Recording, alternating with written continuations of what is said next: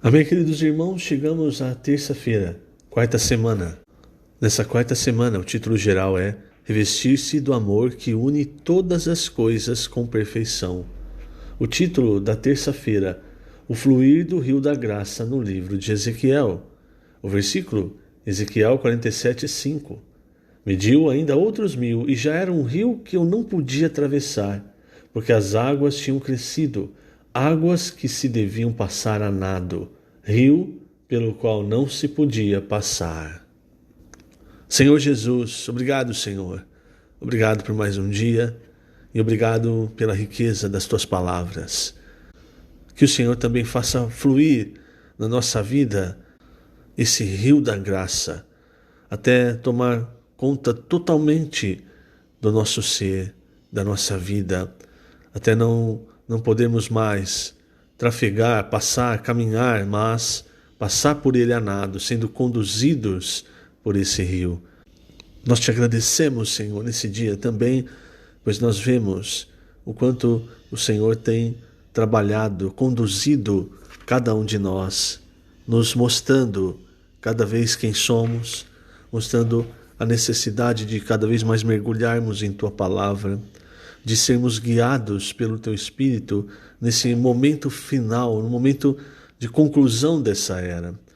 Nós te rogamos, amado Senhor, que a Tua misericórdia e a Tua graça nunca se apartem de nós, que mesmo nas nossas fraquezas, em nossos momentos de incredulidade, nossos momentos de desobediência, a Tua graça, como esse rio, nos guie no Teu caminho, nos leve ao melhor lugar desse universo, aos Teus pés, onde nós podemos obter graça, misericórdia, socorro, luz, amor.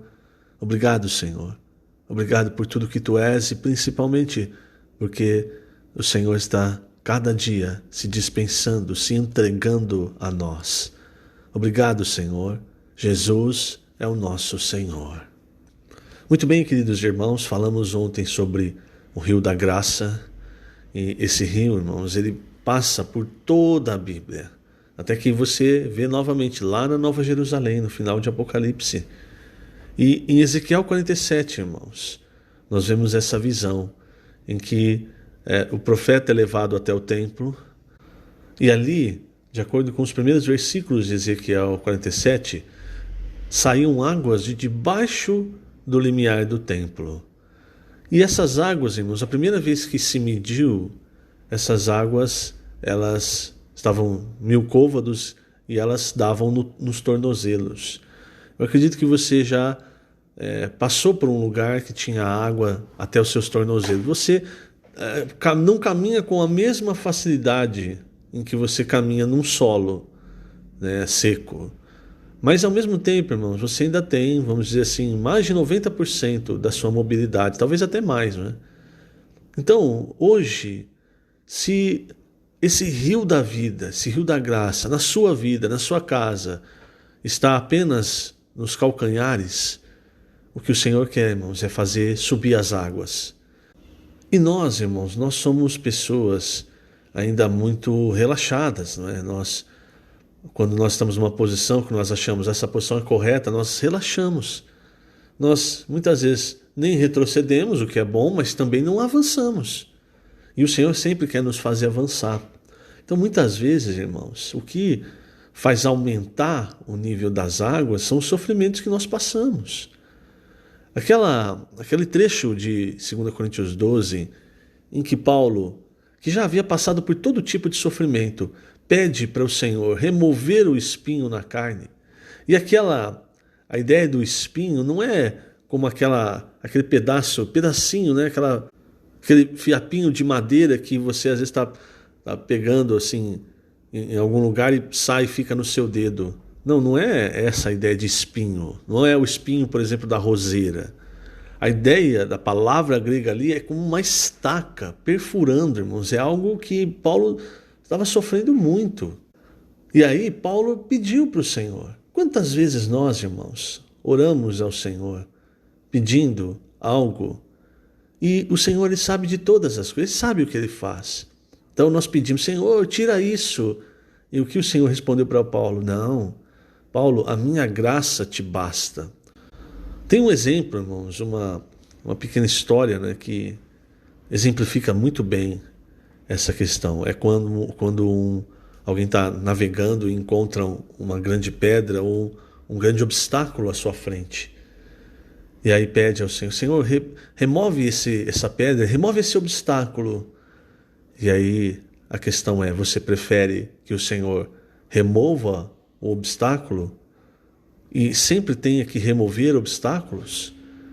Ou você prefere que o Senhor aumente o nível das águas para que você passe por sobre os obstáculos? Essa é a graça. Então, quando o Senhor concede a graça, irmãos, Ele concede a nós, a cada um de nós, não a remoção dos obstáculos, mas que se aumente o nível das águas para nós passarmos por eles. E aqui o que nós vemos em Ezequiel 47 é que as águas vão aumentando e cada vez é medido e cada vez tem 1000 côvados, né? E essa medida significa que o Senhor está tomando posse. Então, ao mesmo tempo que as águas sobem, isso quer dizer o quê? Que o domínio do Senhor, o encabeçamento do Senhor também sobe. Então, mediu 1000, dava no joelho. No joelho é bem mais difícil você se mover como você quer. Mas ainda vem mais graça, vem mais água. E aí mediu, já estava nos lombos. Você ainda anda, mas é mais difícil. Por fim, irmãos, esse versículo 5, não dava mais para andar, você tinha que passar a nado. E ali, em um rio, você sabe, você só consegue nadar se não tem correnteza. Se tem correnteza, não adianta fazer esforço, você acaba sendo levado. Então, irmãos, por fim, isso exemplifica muito bem a nossa vida cristã, o que o Senhor quer. O que o Senhor quer, irmãos, é que por fim nós sejamos levados por esse fluir, pelo rio da graça, de modo que a nossa mão não controle mais, nossos pés, enfim. É isso que nós vemos aqui no Alimento Diário, página 60, o segundo parágrafo, diz assim: na última medição de 1000 côvados, os pés de Ezequiel não mais tocavam o chão. Enquanto temos os pés no chão, ainda temos apoio para viver pelas coisas da terra. Quando o nível das águas sobe, a ponto de perdermos esse apoio e o controle das coisas, ficamos desesperados, porque saímos de nossa zona de conforto. Entretanto, é exatamente isso que Deus deseja fazer conosco. Essa é a verdadeira vida cristã, a verdadeira vida da igreja. Enquanto temos os pés no chão, usamos nossa capacidade e habilidade para administrar a igreja ou para ajudar os irmãos. Mas o Senhor quer elevar as águas até o ponto de nos fazer ficar perdidos, sem saber para onde ir. A água então nos leva e dirige. Uma vez que nascemos do Espírito, precisamos ser guiados por Ele. O Senhor quer fazer-nos experimentar o sobrenatural. Precisamos deixar o Espírito fazer isso em nós. Devemos flutuar e até mesmo mergulhar. E aí tem a experiência de Naamã aqui também. A experiência de Naamã para nós hoje, irmãos, é muito emblemática, porque se vê tanto ali de nós mesmos, né? Naamã, um herói de guerra, mas leproso. Nós mesmos, nós nos temos em alta conta e muitas vezes esquecemos da nossa condição inicial, da condição de pecadores e que o pecado ainda está em nós. Que nós, irmãos, se não formos tratados, se não mergulharmos no rio para que o rio conduza, se nós conduzirmos as coisas, fatalmente, irmãos, nós vamos atrapalhar a obra de Deus, atrapalhar a edificação da casa de Deus. Essa é uma grande verdade, irmãos. Então, na história, Naamã, ele foi avisado de que havia um profeta em Israel que poderia curar a sua lepra. A verdade, irmãos, é o seguinte: é só a palavra de Deus que pode nos curar. Naamã, então, foi até o profeta. O profeta, então, deu a direção. Você vai e mergulha 7 vezes no Jordão. Mas Naamã tinha os seus conceitos. Achava que o profeta ia fazer isso, fazer aquilo, e aí ele ia ser curado. Nós sempre temos conceitos a respeito de como Deus faz as coisas. Quantas vezes você vê no Evangelho os conceitos das pessoas separando elas do Senhor Jesus? Uns diziam: mas esse é Galileu, mas da Galiléia não pode vir nada de bom, não. Eu conheço a família dele, esse aí é filho do carpinteiro. Conceitos, irmãos, que não deixavam as pessoas se aproximar do Senhor Jesus e recebê-lo como a verdadeira vida. Então, até hoje, nós precisamos tomar cuidado com esses conceitos, conceitos que barram a palavra de Deus de operar em nós. E o detalhe, né, veja, foi uma menina quem avisou o Naamã, né, que havia um profeta que poderia curá-lo. Essa menina, que nós vemos a palavra no hebraico, quando retrata essa menina, é uma pessoa insignificante. Mais uma vez, você vê o caminho de Deus, irmãos, passando por aquilo que é humilde, por aquilo que é simples. Então Naamã, quando ouviu aquilo que o profeta tinha falado, né, Eliseu, a princípio ele falou, não, mergulhar aqui no Jordão, os rios da minha terra são muito melhores que o Jordão. Ele não entendeu, irmãos, que a questão não era o ritual, o que é físico, a questão é a palavra e a obediência à palavra. Quando então mais uma pessoa humilde resolveu falar para Naamã, né, um oficial dele, falou, meu pai, ele te pediu uma coisa tão simples. Se talvez ele tivesse pedido uma coisa muito complicada, mas é tão simples. Aí Naamã, ele caiu em si, falou, é verdade, vamos experimentar, né? A questão é essa, irmãos. Se você olhar o que o Senhor tem nos pedido, não é nada extraordinário. Não é nada que você olha e fala, não, isso eu não posso fazer, isso aí nenhum homem consegue fazer. É sempre algo simples.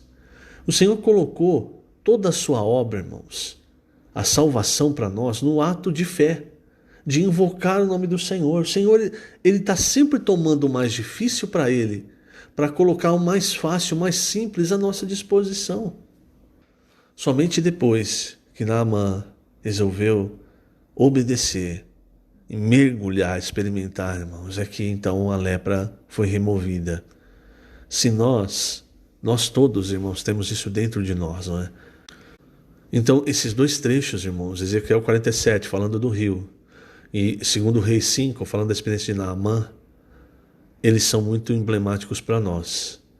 O Senhor, irmãos, Ele quer tomar posse da nossa vida através do fluir do rio da vida. E muitas vezes, irmãos, para que Ele possa nos medir, tomar conta, para que nós possamos deixar esse rio fluir, o Senhor, Ele usa várias situações que vêm para nós como provações. Por exemplo, a situação de Naamã é que fez com que ele fosse até a palavra.